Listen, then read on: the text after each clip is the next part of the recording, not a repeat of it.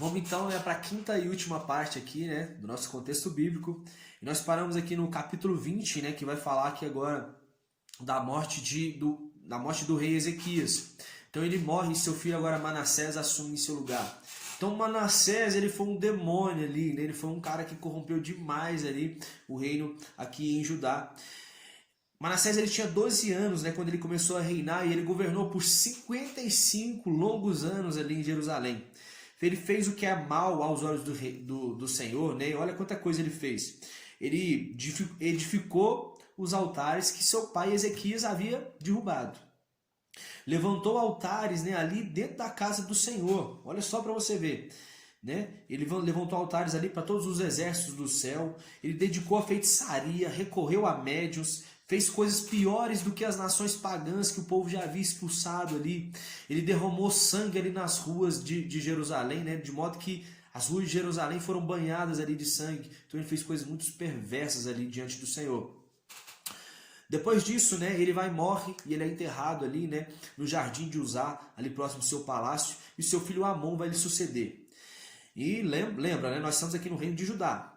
Amon, ele tinha 22 anos e começou a reinar ali em Jerusalém. Ele fez o que desagrada ao Senhor, né, ele imitou todos os procedimentos ali de seu pai. Seus oficiais conspiraram contra ele, o matando.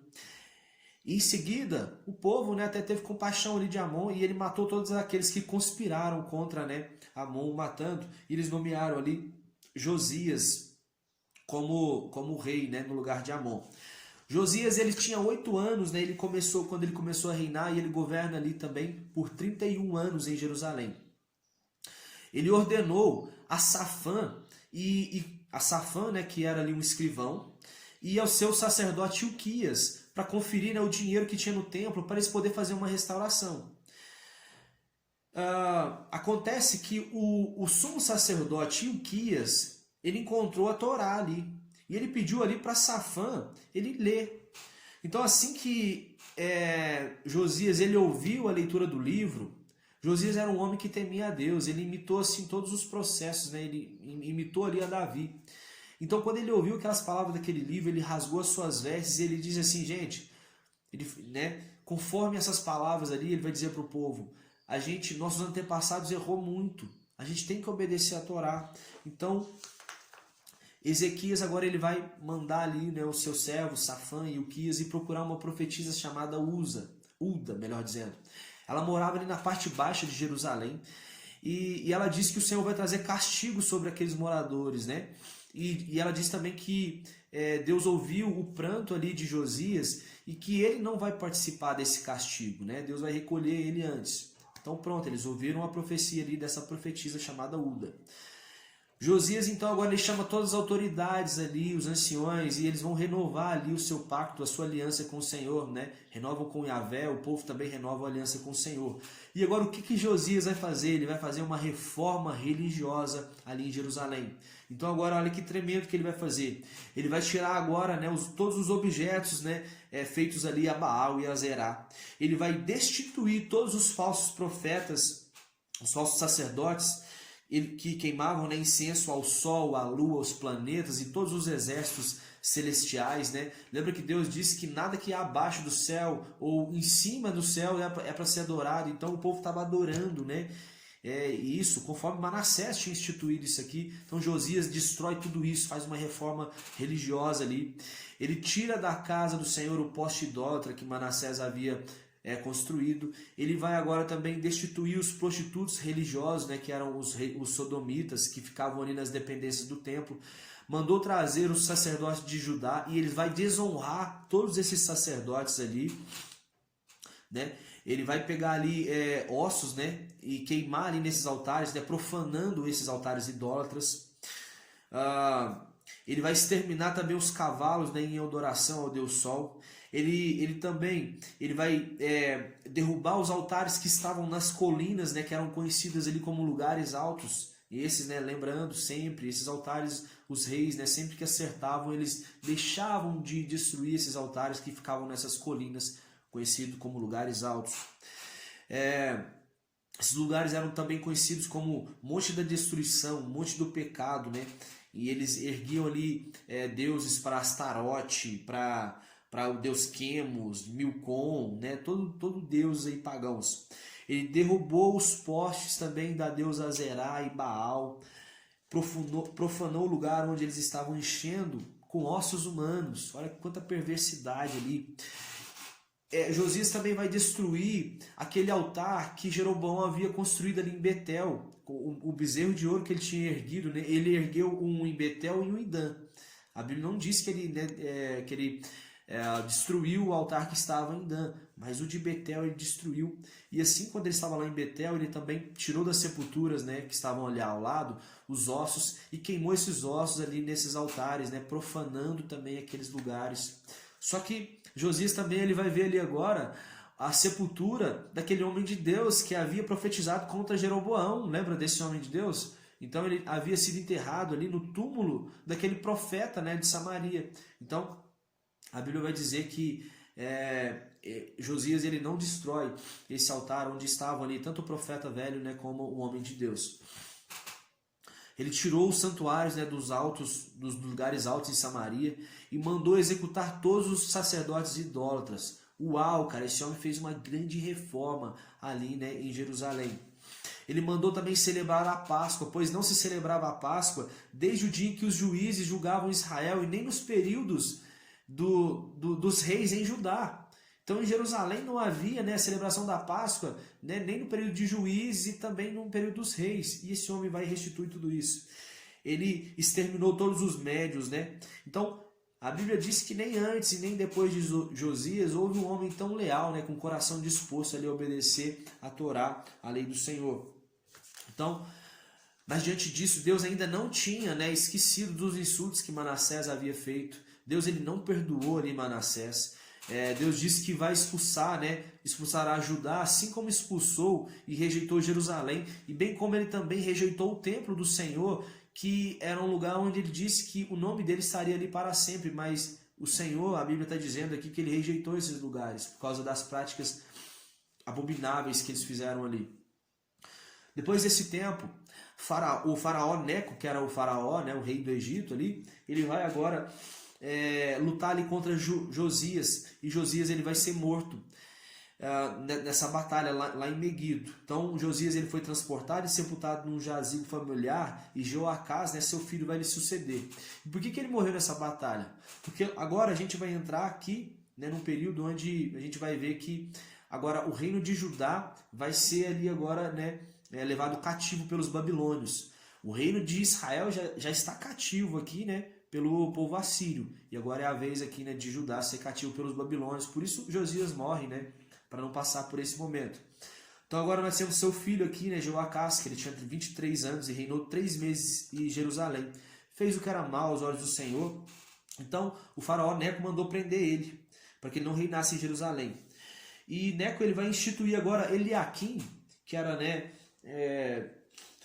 que era ali parente de Josias, né, para ficar no seu lugar. Então agora Jeoacás ele vai e morre. Jeoaquim ele tinha 25 anos e governou por 11 anos ali em Jerusalém. E ele fez o que era mal diante do Senhor. Então agora o rei da Babilônia ele vai vir, invadir a nação, e Jeoaquim se torna seu vassalo durante 3 anos. Ao final desse tempo, Jeoaquim ele vai se rebelar contra o rei da Babilônia, né? Então o Senhor ele vai agora mandar tropas da Babilônia, dos sírios, dos moabitas contra Jeoaquim, pois o Senhor já tinha anunciado essa destruição. Por isso que ele recolhe Josias. Então tudo isso agora estava acontecendo por permissão de Deus também, e porque o povo, né, começou a desobedecer a Deus. Então depois disso, Joaquim ele vai e morre, e agora Joaquim, seu filho, vai ali, né, lhe suceder.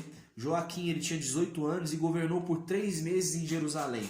Ele fez o que era mal aos olhos do Senhor. Então Nabucodonosor ele vai sitiar ali a cidade. Então Joaquim e sua família foi entregada a ele. O rei da Babilônia pegou todos os tesouros ali do templo e foi conduzir a população de Jerusalém ao exílio, né? Era uma população de mais ou menos de 10 mil pessoas, tinha 7 mil guerreiros ali, né, prontos para a batalha ali de Judá, e ele só não levou ali, né, os pobres e os doentes, e esses ficaram. Então ele vai nomear agora ali Matanias, né, que era o tio de Joaquim, rei em seu lugar.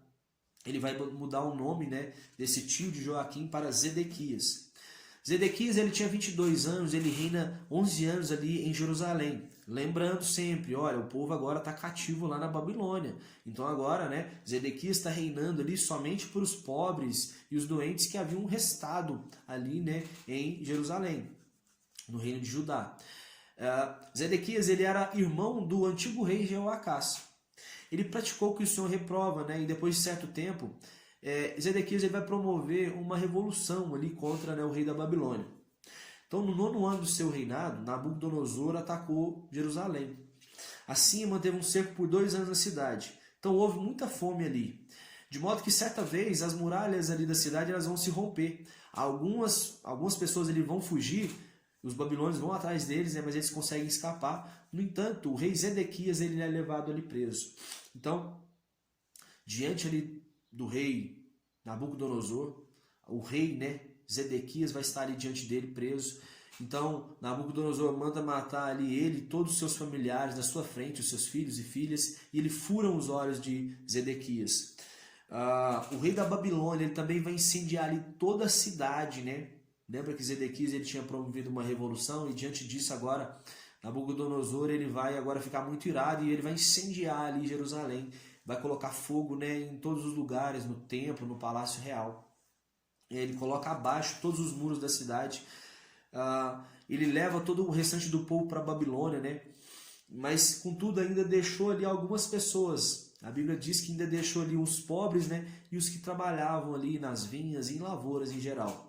Eles pegaram todos os utensílios, né, religiosos ali do templo, ao qual Salomão havia, né, confeccionado.